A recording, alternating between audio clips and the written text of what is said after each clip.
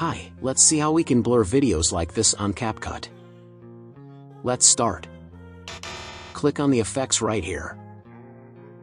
And now click on Video Effects, and you need to go to Lens category, where you can find the option for blur.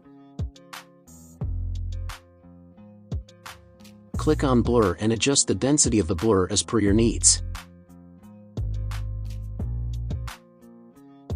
After adding it, drag it to the super end of the video.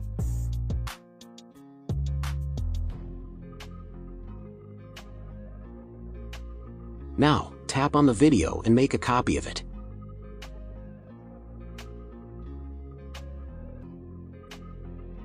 Again, tap on the video and select Overlay, the option for mask. You can use any of it. Circle is better to blur a face, rectangle is good here, so I'm selecting it. Adjust it to the video where you need to blur. Now it's perfectly done. Hope this video is helpful.